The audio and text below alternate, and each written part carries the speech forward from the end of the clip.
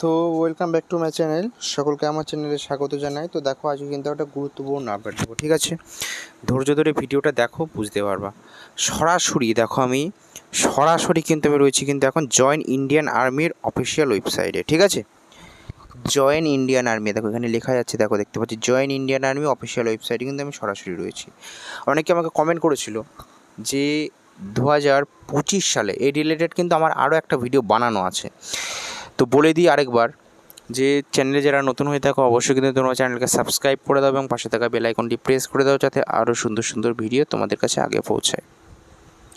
তো দেখো একটা কথা বলি আমি, অনেকে আমাকে কোশ্চেন করছে যে 2024 সালে কি আর ভ্যাকান্সি বেরোবে কি অগ্নিবীর জিডির অর্থাৎ আর্মি?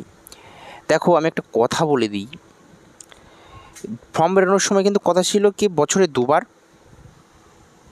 অগ্নিবীরের কিন্তু ভ্যাকান্সি বেরোবে।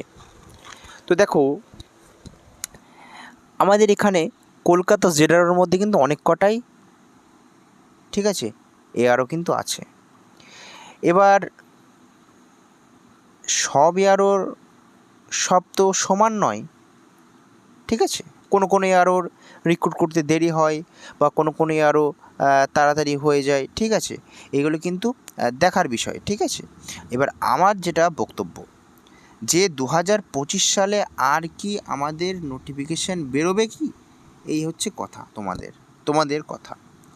দেখো 24 সালে, তো দেখো আমি একটা কথা বলে দিই যে 2024 সালে রিক্রুটমেন্ট করাতে 2025 সাল লেগে যাবে। রিক্রুটমেন্ট করাতেই কিন্তু 2025 সাল লেগে যাবে। মানে বোঝো কথাটা, বহরমপুর এআরওর হচ্ছে সবারই লাস্ট, বহরমপুর এআরও ফিজিক্যাল, ঠিক আছে? বহরমপুর এআরও ফিজিক্যাল হচ্ছে সবারই লাস্ট, ঠিক আছে? বহরমপুর এআরও সেটা হচ্ছে জানুয়ারির 7 তারিখ থেকে, ঠিক আছে? জানুয়ারির 7 তারিখ থেকে। এবার কি হয়, এই রিক্রুটমেন্টটা করাতেই তো 1 বছরের বেশি টাইম লেগে যাচ্ছে। তাহলে 2024 সালে আর রিক্রুটমেন্ট বেরোনো সম্ভব নয়। সম্ভবের চান্স কিন্তু অনেকটাই কম, বেরোনোর চান্স কিন্তু অনেকটাই কম।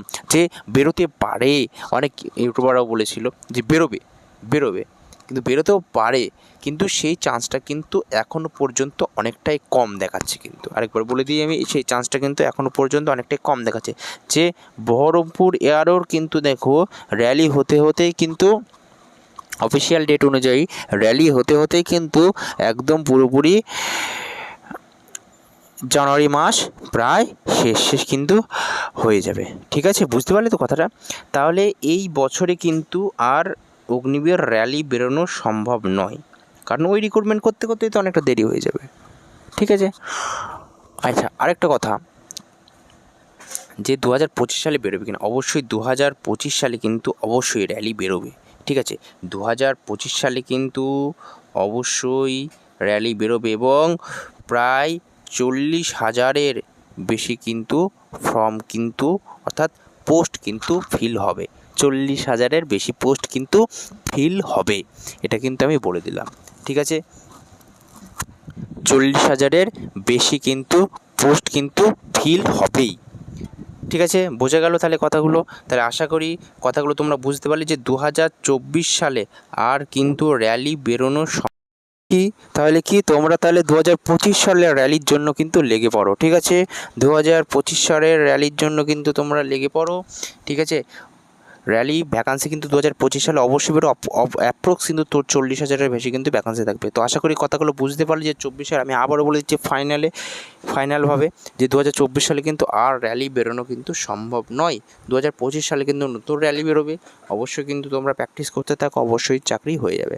তো আশা করি কথাটা বুঝতে পারলে চ্যানেলকে সাবস্ক্রাইব করে দাও এবং পাশে থেকে বেল আইকনটি প্রেস করে দাও। জয় হিন্দ, জয় ভারত। পরের ভিডিওতে দেখা হচ্ছে।